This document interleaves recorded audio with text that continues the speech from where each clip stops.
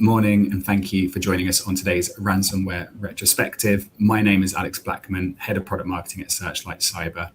And today you are here to hear from two expert speakers. We have Phil Howe, who is CTO of Core to Cloud, and Searchlight's Head of Threat Intelligence, Luke Donovan. Together on this session, they're going to dive into the past 6 months of ransomware, so victim statistics, supergroup formation, common ingress points for these attacks, and importantly, give their perspectives on how organizations can stay ahead of this metaphorical steamroller. Two very quick items I'd like to cover just before handing over to Phil. Firstly, on the right-hand side of your screen, it might be below your screen depending on your layout, you should have a link to the attachments from today's session. So this includes access to the research report and the hard copy you can download, additional references, and a link to connect with Phil and the Core to Cloud team. So please check those out. Secondly, you also should have the option to submit questions and feedback. So as the session goes on, if there's anything you'd like to ask, if there's anything you'd like to dig into deeper, let us know. I'll make sure we answer all of those questions at the end of the session. But with that, I'm going to hand it across to you now, Phil. Thank you very much. Yeah, I'm looking forward to Luke going through the report. Again, there's some really good information in there which we'll share with you today. From a Core to Cloud perspective, attackers just don't need to break in anymore. You know, they're buying access, they're reusing credentials again, or using well-known exploitable vulnerabilities. The other thing that we see a lot of as well is that obviously if people are buying the access from, say, a malware infected machine, they can use again the session tokens to bypass MFA. And since we've been monitoring the dark web, which has been several years, I think that the gap between the exposure and the actual kind of impact is getting shorter and shorter. So again, monitoring these is really key. And I know that we're obviously going to go through a little bit more of that. The other experience I've had is that organizations often come to us after an attack because they then see their data on the dark web and they see what's been published, and it's kind of too late by then. The good thing around a kind of dark web monitoring service is it is one of those few things that's actually proactive. So again, we can get those credentials, we can remove them before they're actually used. And again, that whole attack path can be removed. It also, and again, we're going to go for the ransomware and the attack groups, but it also allows us to track keywords that are really specific to your organization. So again, for something, a certain type of number or a certain name of something that's really key to you, we can monitor that as well as obviously the accounts. I think the other thing is as well that, again, it's calling it like shadow exposure, but these systems and accounts are being sort of published and sold.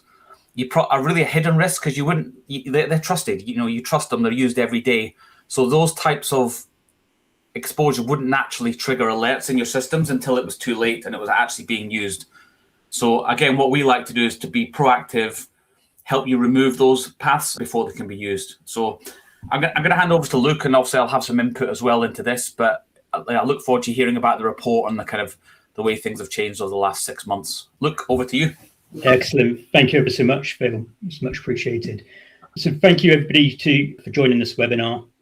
The first few slides, what I'm going to cover off is what has actually happened from a statistical point of view when it comes to the ransomware environment over the last 6 months and comparing it to previous 6 months and previous years before we then start diving into the actual weeds in terms of exactly what might have occurred during the last 6 months. So the first thing to note is the positives. The positives is that over the last 6 months, in terms of the end of 2025, we saw a reduction in the number of ransomware victims which were posted onto extortion sites. Now, everybody would see that as a positive. The negative, however, associated with this is that reduction was minimal, not even 1% of victims in terms of reduction. We are still seeing huge numbers of ransomware victims being posted on a year-by-year basis. In 2025, we saw 7,458 ransomware victims being posted onto these ransomware extortion sites. That's about a 30% increase from what we saw in 2024. Okay, so ransomware, based on those numbers, isn't going away. And these are the ransomware victims which have been made public. There's additional ransomware victims who haven't been named, who have paid a ransom. So that number is likely to be much higher than that.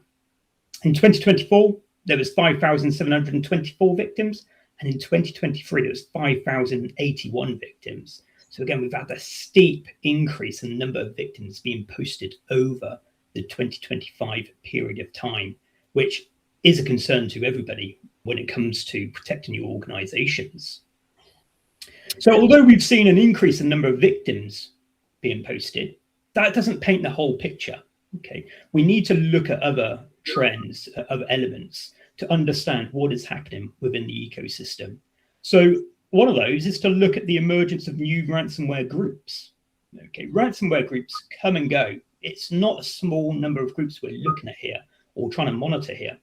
Ransomware groups are appearing regularly. So what you can see on the slide there is a breakdown in 6 months periods from 2023 up to the end of 2025.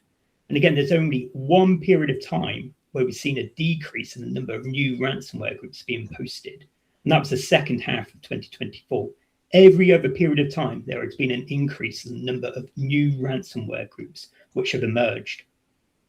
Across the whole of 2025, we saw 73 new ransomware groups. That's at least one ransomware group per month, which we were identifying. And sometimes we've been identifying new groups appearing on a weekly basis. That makes it extremely difficult for organizations to monitor all the emerging ransomware groups, understand their TTPs, understanding the victims who they might be targeting, or the potential victims they might be targeting. Hence why it's really important we have some form of threat intelligence, some form of security tools out there which are monitoring the emergence of new groups, understanding their TTPs and understanding how that could impact us as an organization. So far, we've seen an increase in the number of victims being posted across time, and we've also seen an increase in the number of ransomware groups or new ransomware groups appearing. But as I've already said, just because there's a new ransomware group doesn't mean they're going to stick around. Some of these ransomware groups only stay around for a couple of victims. Some of them don't even post victims before their sites go down and before they sort of disappear. I was going to say, Luke, as well as the kind of organizations that think they might be targeted, often these groups don't actually know who they've actually hit. It's quite opportunistic. So it's not a case that you think you're not a very well-known organization, you won't get hit. You know, you're still as likely to get hit as anybody else. I think that's kind of a key point, especially when there's more and more of these groups around. You're absolutely right, Phil. Absolutely. It doesn't matter the size of your organization. You know, you're looking at small organizations up to multinational organizations being hit here. If they can identify a route into your organization, they will maximize that opportunity. Then we'll cover it off later on, but there are numerous ways you can gain access through breaches of credentials, through the steal logs, in looking at initial access brokers, looking at CVEs and zero-day exploitations. So it doesn't matter the size of your organization or even what industry you're in. If they think they can gain access to you and monetize that data which they've got hold of, they will do that. So we have seen more groups appearing. We've seen more victims being posted over time, over the last few years. But it's important to understand the number of active groups. So by active groups, what we refer to here is a group which has posted a victim onto their extortion sites. So extortion sites are typically on the dark web. Some of these groups will operate on Telegram as well, posting victims, posting messages on there.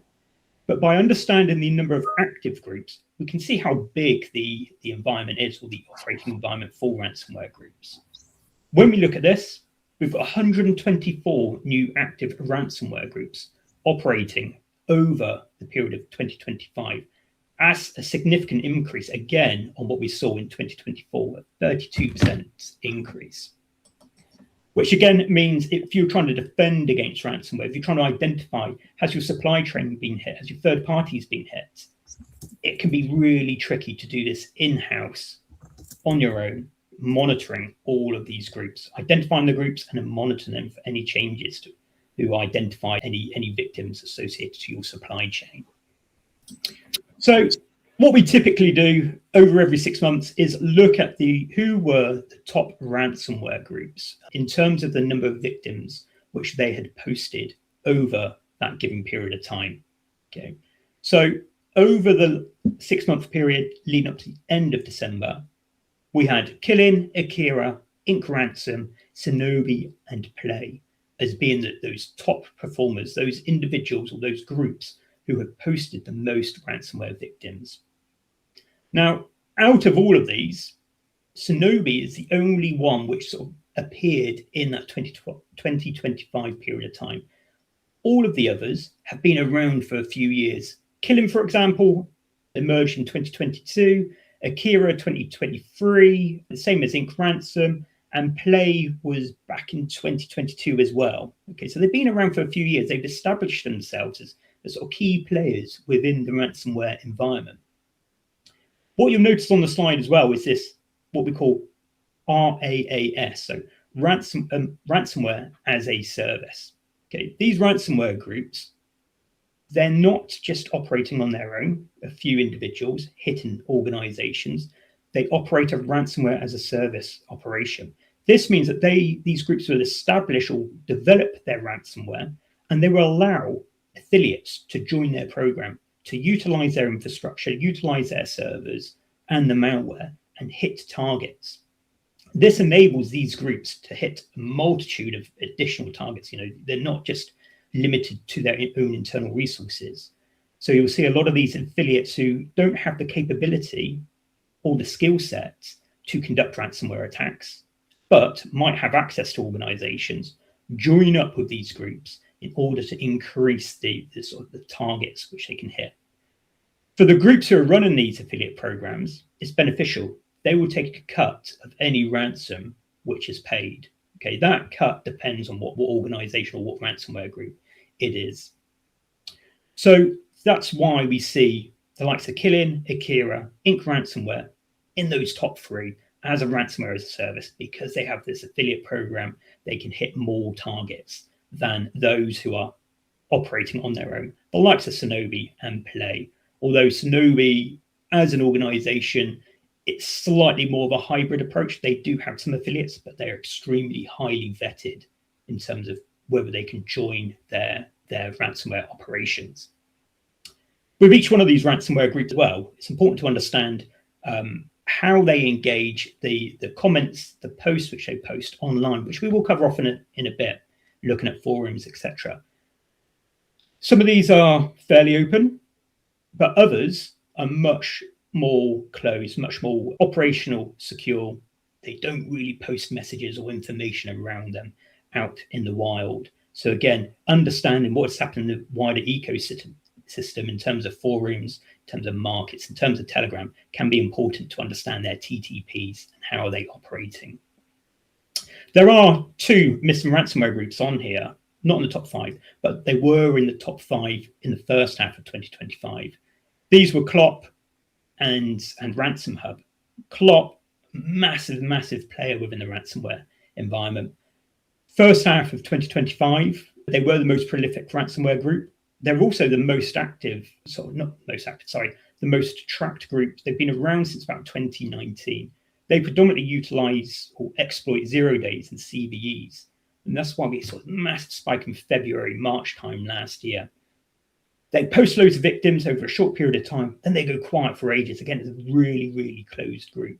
But then they will identify a new exploit and post a number of victims. So when we look at the number of victims posted, they're all over the place. But they are no longer in the top 5, although they are continuing to post new victims. And Ransom Hub were a relatively new group in 2024. In the start of 2025, they were taken over by an organization or ransomware group called Dragon Force. Ransom Hub were a ransomware as a service operation, and they've got multiple links or Scattered Spider utilized a Ransom Hub. Again, we'll cover off Scattered Spider in a bit. So I've just sort of mentioned about Dragon Force, how they took over Ransom Hub, or mentioned that they took over Ransom Hub back in the start of 2025.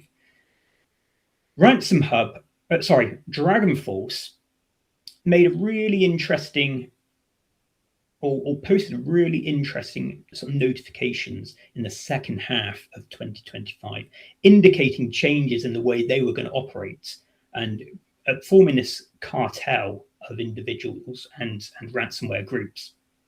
They were essentially trying to form a new sort of cyber ransomware group. It's sort of a super group of different ransomware operators.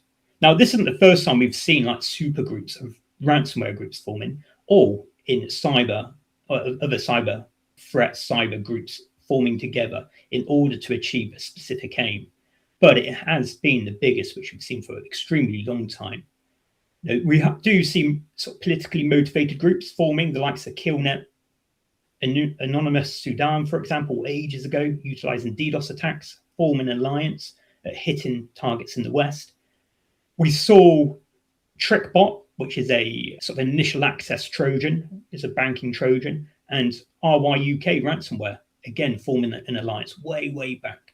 And the same, there was a loose affiliation between Maze ransomware group and the Lockbit ransomware group in 2020. But typically, we haven't really seen this sort of super groups appearing. In the past, it's been these smaller groups joining forces, but we've had no real evidence of that occurring. With Dragon Force, as mentioned, they posted some interesting messages over the sort of second half of the year. As you can see on the slides, if you can read them, they've mentioned that their affiliates, so Dragon Force is a ransomware as a service organization, their affiliates do not have to work under their branding anymore. So they don't have to hit targets under the Dragon Force umbrella. This means that the affiliates can create their own groups, but utilize, again, the infrastructure, the malware associated with Dragon Force, but call it their own names. Okay, so they can come up with their own branding, which helps them as an organization build up a reputation, helps them with an ego point of view when we look at the motivations for attacking. Some people do it for ego. Most of it is financially based, but some do it for ego. They want to build up this brand around them. And that can make it challenging, because if you're going to allow people to utilize your ransomware and create your own brand, from a threat intelligence perspective, there's a potential that you've got an increased number of ransomware groups out there, which you now need to monitor. It's not just a case of looking for Dragon Force, it's what affiliates and groups associated with Dragon Force are now emerging, and how do you link it back to the malware which they're utilizing. The other post which you can see on there, and this is again typical and why it's important that we monitor forums and other markets, is that they were advertising or looking out for developers with 0-day experience. Okay, so quite often on forums, they will post messages indicating what sort of individuals they want to come into work for them. They'll post information around their TTPs. Again, really beneficial if you're trying to protect your organization against these threats. Now, as I've sort of already alluded to, Dragon Force have tried to form this coalition, okay, between different ransomware groups. Those ransomware groups being Killing, which we've already seen as one of the top ransomware groups who have posted the number of victims in the last 6 months of 2025. Lockbit, who've been around for ages, they were by far the most prolific ransomware group a while back before law enforcement took them down. And Dragon Force, that ransomware group who took over Ransom Hub. Okay. When they post these messages on the forums, on their extortion sites, it gives us an indication as to what's happening in that ecosystem. For example, this coalition between these three ransomware groups is all about increasing that opportunity to maximize the income. Okay. They might find that operating on their own, their incomes are reduced.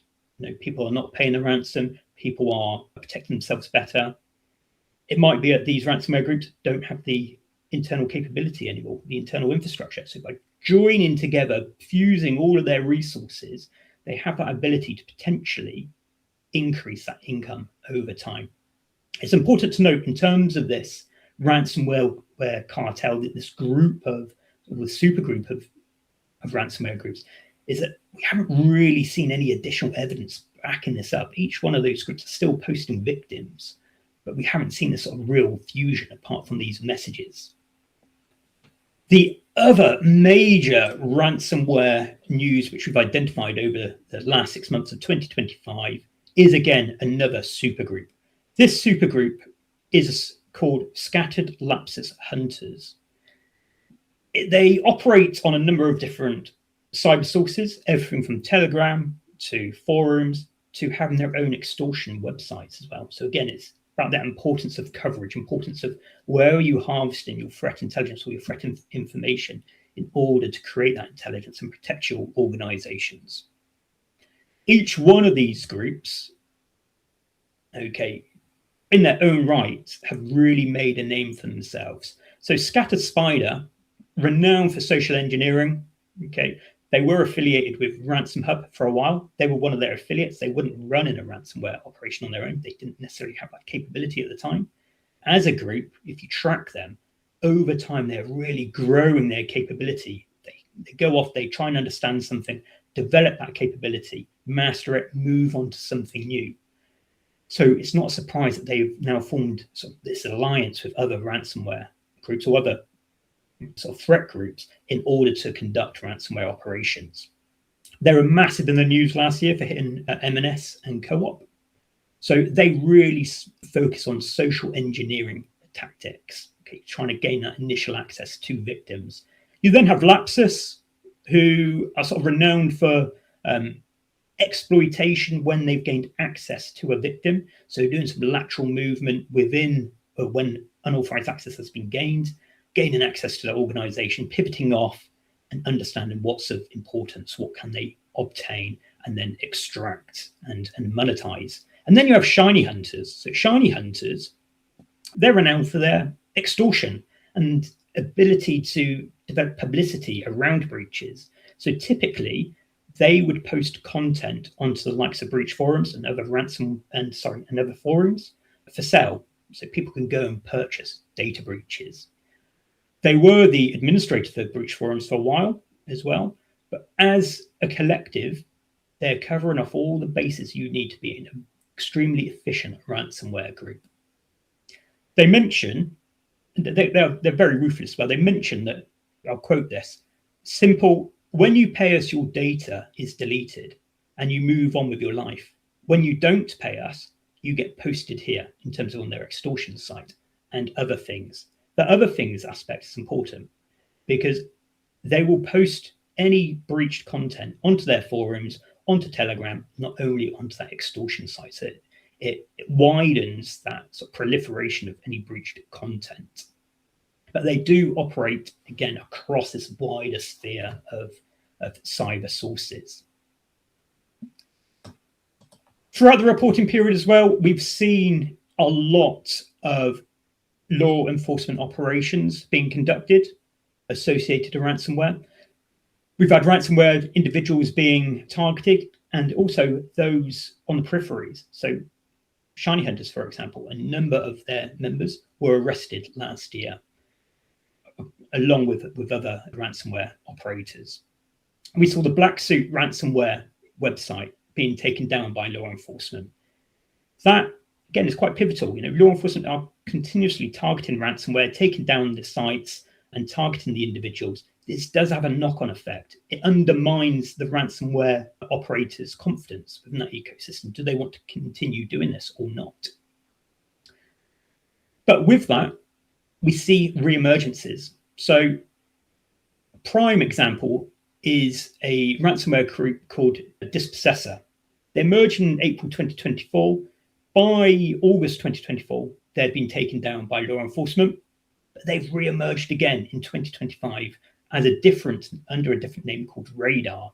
So again, understanding that ecosystem, how it's changing, is vitally important. The changes of names, changes of TTPs, that just because somebody's changed the name, it doesn't necessarily mean that they're brand new. They might have been an older group which has been operating. Now, I've alluded to forums quite already and how important they potentially are. I cannot undermine the importance of monitoring ransomware forums, or not necessarily ransomware forums, but forums in general. There is no point in just monitoring ransomware group extortion sites. Okay, forums are really important to identify the initial attack vectors, which could be exploited by these ransomware groups. This could be initial access brokers posts. This could be the breaches of credentials. This could be CVEs associated to in terms of victims. So it's really important we monitor these groups and we identify what is being said. Again, we've already seen it with Dragonforce. Their advertisement, who are they advertising for? Who do they want to be bringing into their midst?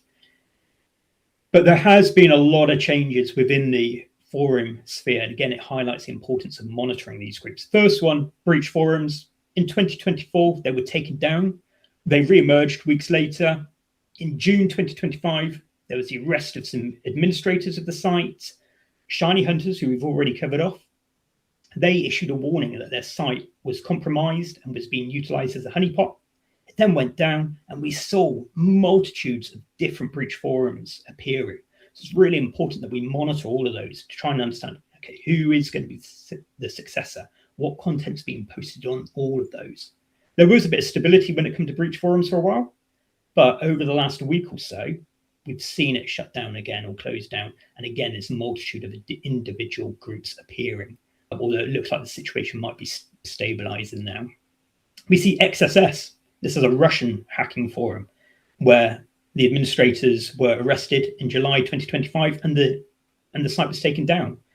But again, like ransomware groups, they reappear. So XSS, it's back, it's operational, but to a lower degree than it used to be. And the main one we've seen change is RAMP. So RAMP, again, is a Russian hacking forum. It's a closed hacking forum. Earlier this year, so in January, that was taken down by law enforcement, both their Tor sites and their Clear sites. That is mightily important when we look at the ransomware landscape because of this next slide. So as an organization, what we try and do is harvest from as many sources as possible and understand those sources. They all bring something to the party when it comes to protecting organizations. RAMP was critical when it comes to monitoring what was happening in the ransomware landscape. The reason for this is a lot of those other forums wouldn't allow excessive talking about ransomware operations. Okay, they were essentially banned. You'd have to go into closed environments to talk about any ransomware content. RAMP, on the other hand, were very open. They allowed ransomware groups to operate on their forum and to post their messages, to post their recruitment, and to post other information of real interest. So with RAMP going down, it means that we lose a lot of this information, this insider knowledge in terms of what are they doing. So with RAMP going down, we see these groups moving off to other locations. So again, it's really important we cover off these other locations or delve deeper into the dark web and other sources to understand what's been happening in the ransomware landscape. As the slide shows, over the 2025 period, 65.5% of posts which we had harvested associated with ransomware were posted onto RAMP. So now we need to go off and find where else are they moving. So the ecosystem is consistently changing and evolving. So when we are trying to protect ourselves as organizations, we need to ensure we are harvesting from the relevant locations. So how do we stay ahead? First thing we need to think about is the way the ransomware groups operate, the way they gain access, their initial attack vectors. How do they do it? There's a multitude of different ways here. You've got your insider threats, those inside your organization who may be disgruntled, who may give access to these threat groups, who then give it over to ransomware groups and gain access to your system. Failures of processes, individuals will make mistakes. There may be processes internally which are not followed. So you're patching a lack of MFA, for example. Breaches of credentials. Credentials are everywhere on these forums and Telegram sites. So we need to be able to harvest these, understand what is out there associated to us and also our third parties. Okay, is that a way of gaining access? And then we've got the initial access brokers. So these are individuals who are on forums posting that they've got access to different organizations. We need to be able to monitor this so that we can identify indicators and warnings that we are now a threat. And also the technical exploits. As we mentioned, when it comes to Clop heavily utilized technical exploits, where it's CVEs or even 0 days. Okay, and that can be extremely hard to defend against, especially those 0 days. But we need to be able to monitor for all of this content. So in order to monitor it, we need to be proactive. We need to be looking across the forums, Telegram channels, other dark web sites for indicators that this being exploited, so that we can then put in our security measures. Thanks for that, Luke. And actually, there was one question that came through that before I maybe jump into this, I'd love to ask you, because it was to do with that menacing message. If you do what we say, we'll delete the data. From what you've seen from your experience, do ransomware groups do as they say, or do they? What have you seen? Yeah, no, they don't do as they say. They'll post information stating that if you pay this ransom, we will delete the data. That is not the case, and we've seen that with leaks associated to ransomware groups. So some of their servers get leaked, and we can see that they haven't deleted all the data associated to some victims who they've said they have leaked. So you cannot trust them at all. They're there to make money, and they will exploit that as much as they can. There is, however, the ability to engage with. So whenever you get hit by ransomware, you normally engage with the actors, with the affiliates. Quite often, we've got some reporting out on it from last year. Quite often, there is the ability to reduce the amount of payments which you are likely to pay, but you can never trust what they're going to be saying in terms of deleting any of that data. Brilliant, thanks, Lee. And then that's not a deliberate segue, but it does connect quite nicely to what I want to quickly present now, which is one thing that we talk about a lot in the reports. Again, that is available in the attachments area if you do want to check that out and get your own copy and share that with your team. But often there's a risk that these updates can be, it's futile, the groups are fragmenting, the challenge is growing, it's impossible to stay on top of it. And what I wanted to do is share 2 product innovations from Searchlight. These are tools that the Call to Cloud team are using in the service to their clients as well, to give them greater visibility over the ransomware landscape and threats to organizations. And it connects perfectly to that example of do they delete the data or not? No, they'll more often publish it. One thing that we know from the research in the topic and research from organizations such as the National Bureau of Economic Research is that only 10.5% of ransomware attacks are disclosed by the victims, which means most organizations will never learn from the impacted organization if they've been hit in the blast radius of an attack. And that is a blind spot. The organization that's been ransomwared is painfully aware they've been ransomwared. But if you are working closely with an organization who maybe has sensitive files because you are a trusted partner of theirs, you can be blind to that impact. And that's something that we have recently improved within our platform. So we have an investigation platform called Cerberus. And what that allows organizations to now do, so Call to Cloud are using this, is to essentially see the file tree information that was breached. So if a file is leaked onto the dark web, if files are leaked onto the dark web, we allow people to search for key terms relating to their business or operations or sensitive maybe projects, BP that belong to them. And that means that you just get that step ahead of being the next victim, because if your resources are out there, it's not just like the question Phil asked, it's not always going to be the biggest company or the ones with the most revenue that are targeted. It's the lowest hanging fruit. If you've got a list of passwords, if you've got access codes, if you've managed to find something you shouldn't do that could be used for social engineering, criminals are going to leverage it. So ransomware attacks, they're not just about big game hunting or hacktivism, though that is obviously on the rise given global scenario situations right now, but there's a sizable amount of opportunism, and this feature is a huge step against that. So really, really powerful tool that is going to help all of our clients, all of Call to Cloud's clients get ahead of the blast radius. The last one, because I know we're close to time and I want to allow time for questions, is initial access brokers as well. So IAB. It harks back to something we explored in the previous report, but it's such a good example. I did want to just kind of walk through it again and highlight how this links to innovation in our tool. So 6 months ago, we shared this ransomware note. So this is a screenshot where Play ransomware group publicly claimed HR platform at Alcott as a victim on the 26th of February. So 26th of February, very important, hold that date. However, what we were able to reverse engineer on this particular attack is we rolled the tape back 18 days. So Searchlight Cyber archives data. So whenever we gain access to deep dark web sources, we save that in our system. Even if the post is deleted, they remain within the Searchlight archive. And what we were able to find was this smoking gun here, this post on the left, 18 days prior to the ransomware attack, where we essentially were able to find a listing. Think of this like a dark web eBay saying, I've got access to an organization who wants to buy it. And in order for those sales to go through, they need to give just enough information so that someone knows that it's a target of interest for them. It's a criminal that thinks, right, this is worth me investing my money to go ahead and target that organization. But they will rarely, in fact, very rarely name the organization.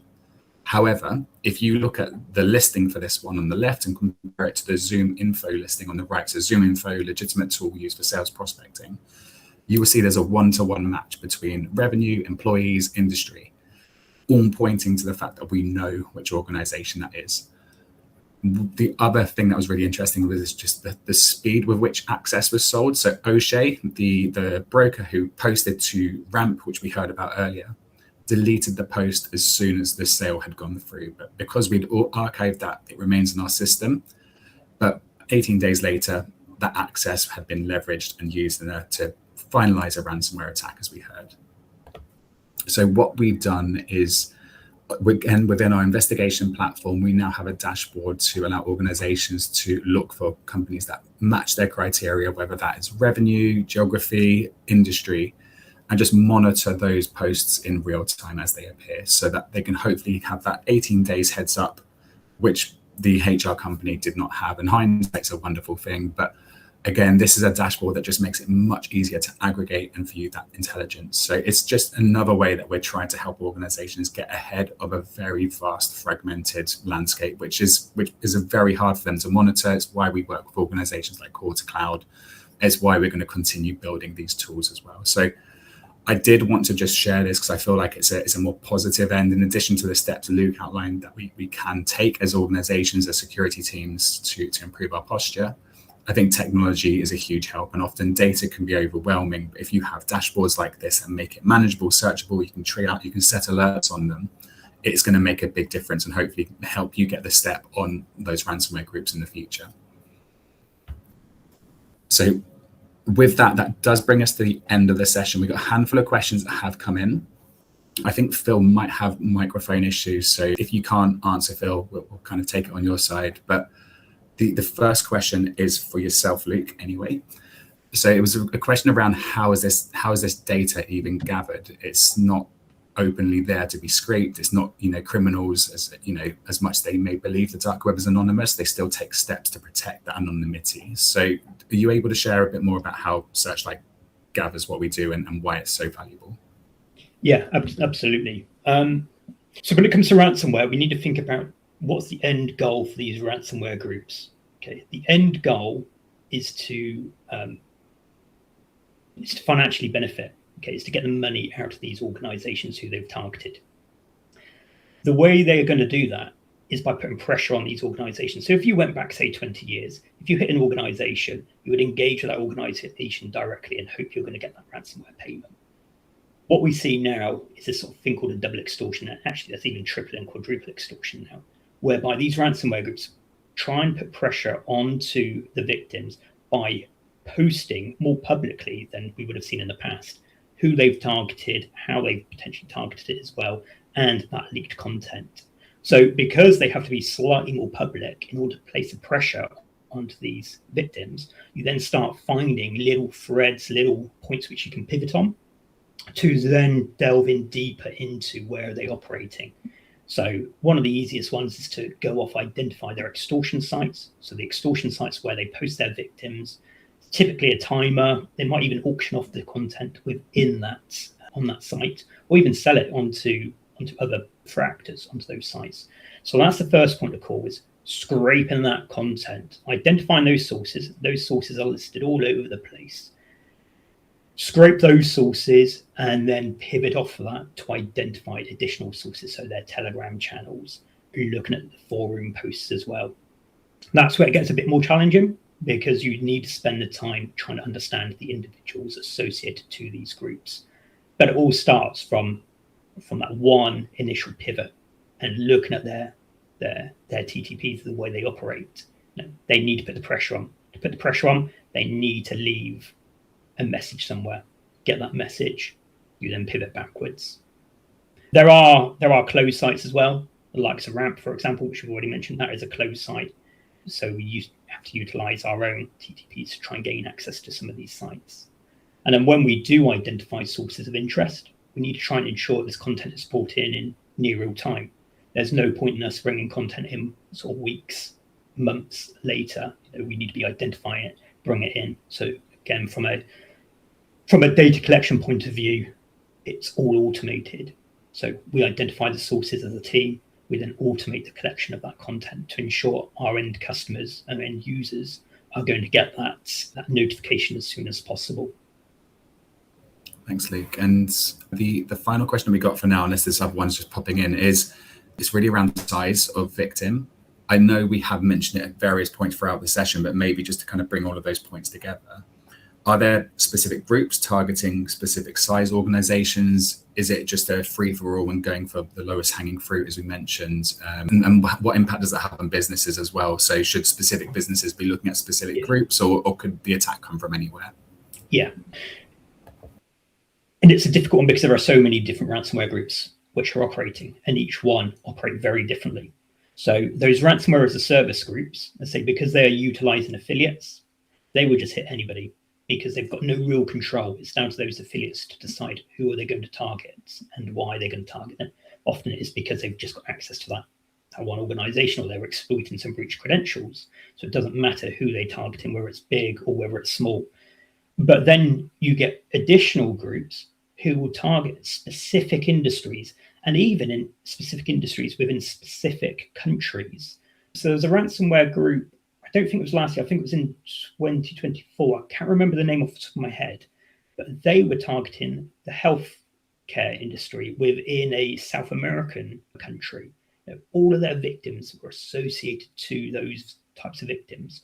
So depending on the sector which you're working on, you're always going to be potentially a threat or potentially a victim. And it depends on the geographical location. Most victims are Western based. If you're Eastern European into Russia, etc., China as well, you're not necessarily going to be targeted. But if you're a Western organization, you're likely to become a victim if they identify a vulnerability which they can exploit. But it is always worth looking at the profiles of these groups, understanding more about where are they operating, but that has to be done on a case-by-case scenario. That's why quite often, when it comes to these ransomware groups, you are not going to be able to protect yourself or monitor every single one of these groups, because it's constantly shifting.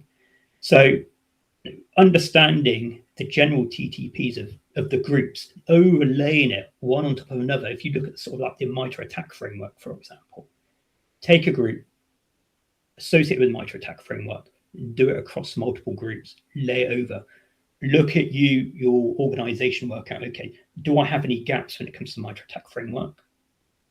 When I compare that to where the ransomware or how the ransomware groups operate. That will cover off more ransomware groups, but yeah, you have to do a bit of research here. Some tools, like ours, for example, will indicate, the countries of victims per group. So then it makes it easier to determine what is being targeted by each group. So yeah, it's a difficult one. So that's location-wise. Size of companies as well. Typically, it really doesn't matter. They will target sort of those big game organizations down to the smaller companies. There will be some, obviously, which will target more on the bigger side than the smaller, but anything goes really when it comes to ransomware, unfortunately. Sure. Well, I think that brings us neatly to time now as well. So I want to just share, if you do have additional questions or feedback, please share your feedback before leaving the session. It's really helpful to us. If you have additional questions that are specific to your business, you didn't want them asked in this session, again, let us know and we're happy to take those offline for you. Check out the attachments, but otherwise, I wanted to say thank you very much for watching today. Thank you especially to Phil and Luke for their expertise. And we look forward to speaking to you soon. So thanks again. Have a great rest of your day and we'll see you soon.